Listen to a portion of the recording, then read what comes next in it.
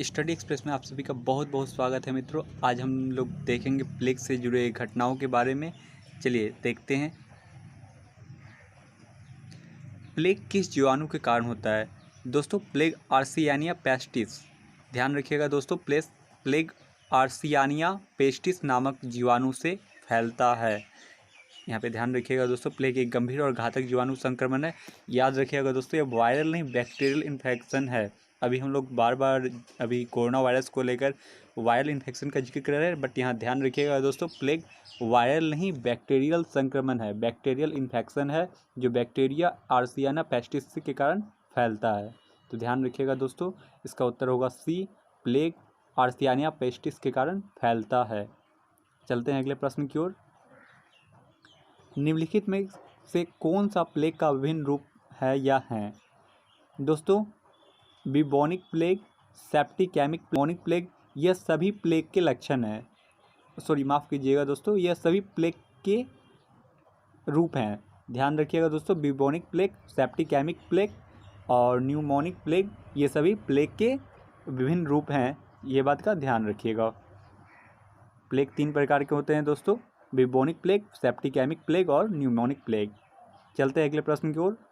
Plague से लोग कैसे संक्रमित हो सकते हैं?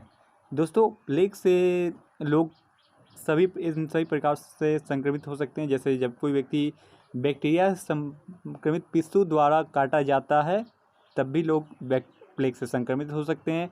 लोग किसी ऐसे जानवर को संभालते हुए संक्रमित ऊतकों या तरल पदार्थों से सीधे संपर्क में आने से संक्रमित होते हैं जो कि बीमार हैं या प्लेग से मर गए हों। या फिर लोग दोस्तों न्यूमोनिक प्लेग से संक्रमित बिल्लियों और मनुष्यों के साथ साथ निकट संपर्क के बाद सांस के द्वारा बूंदों को अंदर लेने पर संक्रमित हो सकते हैं। तो ध्यान रखिएगा दोस्तों, ये सभी कारक हो सकते हैं प्लेग से संक्रमित होने के। तो ध्यान रखिएगा दोस्तों इस बात का। आगे चलते हैं अगले प्रश्न की ओर। किस प्रकार का प्लेग बीमारी का सबसे गंभीर रूप है और यह एक व्यक्ति से दूसरे व्यक्ति में फैल सकता है? तो यहाँ पे ध्यान रखिएगा दोस्तों, न्यूमोनिक प्लेग सबसे गंभीर लक्षण है।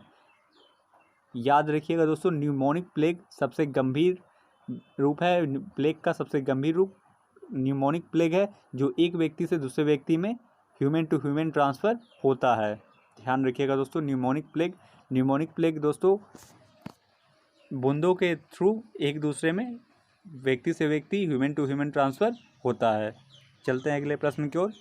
बिबोनिक प्लेग की उस्मायन अवधि यानी इंक्यूबेशन पीरियड क्या है? दोस्तों, 3 से 4 दिन में इसके लक्षण नज़र आते हैं। बिबोनिक प्लेग में 3 से 4 दिनों में इसके लक्षण नज़र आने लगते हैं। माफ़ कीजिएगा दोस्तों, 3 से 7 दिनों में इसके लक्षण नज़र आने लगते हैं। बिबोनिक प्लेग के लक्षण 3 से 7 दिनों में नज़र आने लगते हैं। और दोस्तों, बिबोनिक प्लेग यहाँ पे एक बार नोटिस कीजिएगा दोस्तों, बिबोनिक प्लेग लिम्फ नोड्स को प्रभावित करती है और प्लेग बैक्टीरिया से संपर्क में आने पर फ्लू जैसे लक्षण 3 से 7 दिन के भीतर दिखाई देते हैं। अगले प्रश्न की ओर चलते हैं। निम्नलिखित में कौन सा बिबोनिक प्लेग का लक्षण है? दोस्तों, बुखार, मांसपेशियों में दर्द और लिम्फ नोड्स में सूजन, यह सभी लक्षण बिबोनिक प्लेग के लक्षण हैं।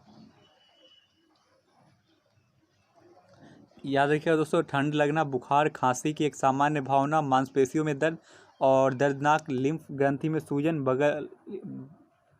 गर्दन के क्षेत्रों में भी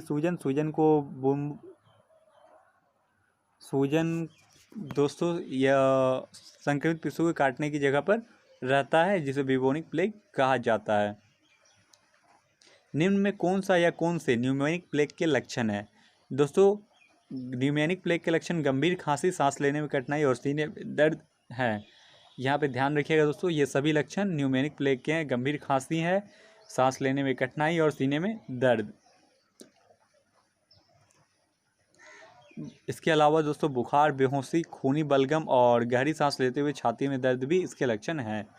प्लेग के रोगी को किस प्रकार का उपचार प्रदान किया जाता है? दोस्तों, प्लेग के रोगी को एंटीबायोटिक दिया जाता है क्योंकि यह एक बैक्टीरियल इन्फेक्शन है। आपको मैंने पहले ही प्रश्न में बताया था कि यह एक वायरल नहीं, ध्यान रखिएगा, यह बैक्टीरियल इन्फेक्शन है। अभी कोरोना को लेकर हम लोग सिर्फ वायरल इन्फेक्शन का जिक्र कर रहे हैं। यहाँ पे ध्यान रखना है आप लोगों को, यह प्लेग एक बैक्टीरियल इन्फेक्शन है जो इसके लिए हम लोग एंटीबायोटिक का प्रयोग करते हैं। इसके अलावा दोस्तों अस्पताल में भर्ती करवाया जाता है मरीज को और मेडिकली आइसोलेटेड किया जाता है, क्योंकि यह एक संक्रामक रोग है। तो यह ध्यान रखिएगा दोस्तों, प्लेग को एंटीबायोटिक दवाओं के साथ सफलतापूर्वक इलाज किया जा सकता है। एक बार जब रोगी को पता चलता है कि रोगी को वह प्लेग हो चुका है तो उसे अस्पताल में भर्ती होना चाहिए और न्यूमोनिक प्लेग के मामले में उसे उस चिकित्सीय रूप में से अलग कर देना चाहिए, यानी मेडिकली आइसोलेटेड कर देना चाहिए। प्लेग के दौरान निम्नलिखित में कौन से निवारक उपाय किए जाने चाहिए? दोस्तों प्लेग के दौरान अपने घर, कार्यस्थल और मनोरंजन क्षेत्रों के आसपास कृंतक या रोडेंट आवास को कम करनी चाहिए। कृंतक यानी कि दोस्तों चूहे ऐसे या फिर कृंतक के जो आवास है उसको कम करने चाहिए। पिस्सू नियंत्रण उत्पादों का उपयोग करके अपने पालतू जानवरों से दूर रखना चाहिए दोस्तों।